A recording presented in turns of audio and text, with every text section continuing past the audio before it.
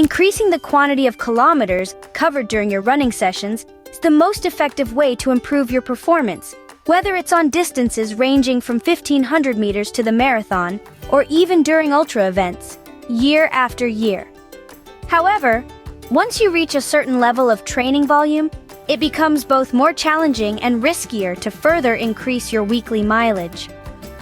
This is when the question arises of integrating twice-daily running sessions.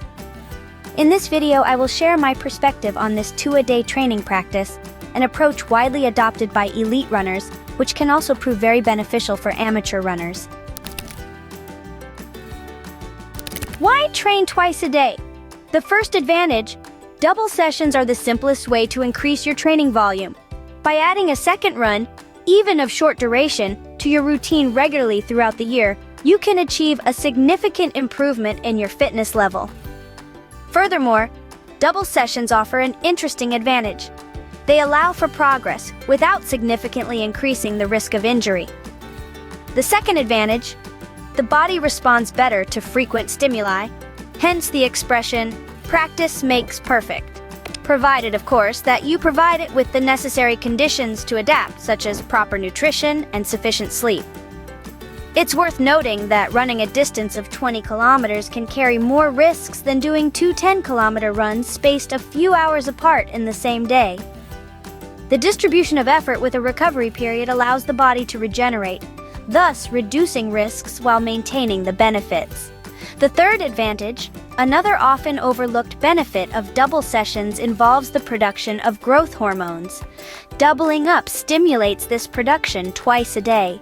Growth hormones are essential for muscle development and repair, thus contributing to your progression. Knowing that growth hormone production reaches a plateau after about 40 minutes of running, it is therefore logical to understand why two 40-minute runs can be more beneficial than a single 80-minute outing.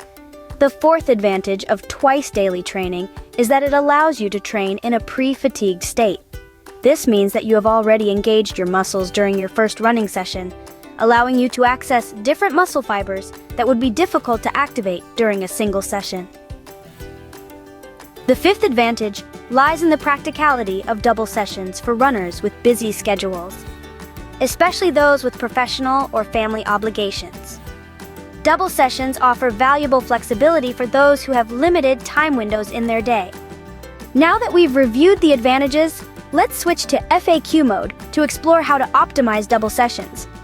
While these sessions can greatly improve your fitness, poor execution can prematurely end your season. At what volume should one consider doubling their sessions? A cautious approach is to introduce a few extra 30-minute sessions per week once you reach around 50 kilometers in total, and you're already running at least 4 to 5 times per week. However, I recommend prioritizing increasing the number of outings to achieve a frequency of 5 to 6 sessions per week, as consistency is what truly promotes progress. It's not advisable to add double sessions if you're not able to run at least 45 minutes continuously several times a week. Regardless of the distance you're training for, endurance is essential, and it requires a certain duration of running. Ideally, the optimal volume to start doubling sessions is around 70 to 80 kilometers per week, which equates to 5 to 6 weekly outings. Regarding the frequency of double sessions, if you've never or very rarely done them, start by simply adding an easy run of about 25 to 35 minutes to your training week. Next, we'll delve into more detail on how to proceed immediately after. It's important to start gradually because the key lies in dosage. What is the best time to double your sessions? There are two approaches. You can add a 30-minute run on the day of your quality session, either before or after. Personally, I prefer to do it afterward because I feel fresher for the quality session.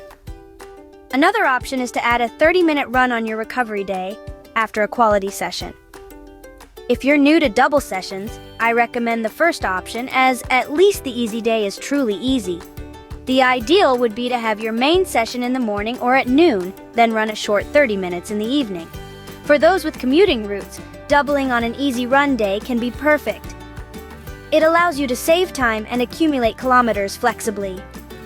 I want to emphasize that it's not advisable to run less than 30 minutes because, in my opinion, the benefits don't outweigh the effort for shorter distances.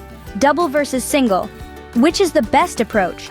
A 20-kilometer run doesn't have the same impact on your body as two 10-kilometer sessions separated by several hours of recovery. The 20-kilometer run will be more taxing on the body, result in more muscle damage, and require more time to recover. Therefore, unless you're training for a marathon, it doesn't really have much merit. In my opinion, once you've been running for an hour, the benefits relative to the risks diminish quickly for shorter runs. Outside of your long run, which has its place in your program, I believe double sessions are more compelling in terms of improving fitness and speed of recovery. In reality, this question is more complex than it seems, but what really matters is your total training load at the end of the week. No matter how you distribute your kilometers, the important thing is to complete them. It's also important to consider the distance at which you want to perform. For runners from 1,500 meters to 5,000 meters, shorter double sessions are advantageous. On the other hand, marathoners need to include more long runs in their week. Thus, a 5-kilometer runner might do two 10-kilometer sessions, while a marathoner might do a 14-kilometer run in the morning and a 6-kilometer run in the evening. Is it advantageous to combine practicing another endurance sport with running? Certainly, integrating disciplines such as cycling, cross-country skiing, or swimming can be beneficial. For example, doing a 1-hour cycling session before or after your run can lead to cardiovascular adaptations, as well as stimulation of your entire musculoskeletal system. However, this type of stress is less specific, and since you're not engaging in the same motion as in running, it may be less effective for improving your running economy. Furthermore, non-weight-bearing sports generate less impact on the body, which can be advantageous only if you're prone to injuries. Ideally, the goal is to accumulate as much volume as possible in your primary sport, in line with the principle of specificity. That's why the top cyclists, for example, don't compete with the top runners.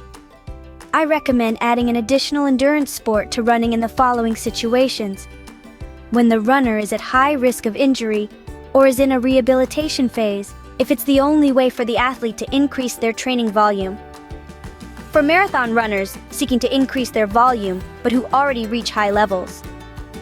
If you enjoy practicing this sport, then obviously don't hesitate to do it. Specifically, how can you integrate double sessions into your training program?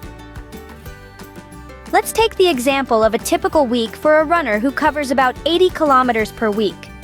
There are two methods to add a double session. The first method involves choosing Wednesday, which is the day after a quality session, and dividing the total distance of that day into two. So, you could do 10 kilometers in the morning and 6 kilometers in the afternoon. This approach doesn't increase your total volume, but it allows you to get accustomed to double sessions. The second method involves adding a 6-kilometer session on the day of your quality session. Personally, I would recommend option B, because if your goal is to increase your weekly volume rather than simply doubling for the sake of it, this method will allow you to achieve that goal more effectively. Here's my checklist for effective double practice. 1. Alternate your shoes if possible during your second run. Shoe rotation helps reduce the risk of injuries. Make sure to fuel properly between your running sessions. By replenishing calories, you'll find that your sessions go much smoother. Your perception of effort will decrease and you'll progress faster. Run at a slower pace than usual, especially if your second run is followed by an intensive training session. In 2024, during my period of significant improvement, I added a 30-minute morning session at a pace of 6 minutes per kilometer, much slower than my usual pace. That allowed me to cover 130 kilometers for several months and achieve my best performances in distances ranging from 5 kilometers to the marathon. If possible, take a nap, even for 15 minutes. It will give you much better feelings during your second run. Leave an interval of at least 4 hours between your two runs, ideally 6 hours. Often, the more time you leave between them, the better. I hope you enjoyed today's topic on bi-daily training, and feel free to share your thoughts on this type of training in the comments section. If you appreciate my work, or if you've learned something from this type of training, then click the like button. And if you want to improve and learn more, then subscribe to discover my upcoming videos. Thank you for watching until the end, and see you next time, runners. Take care.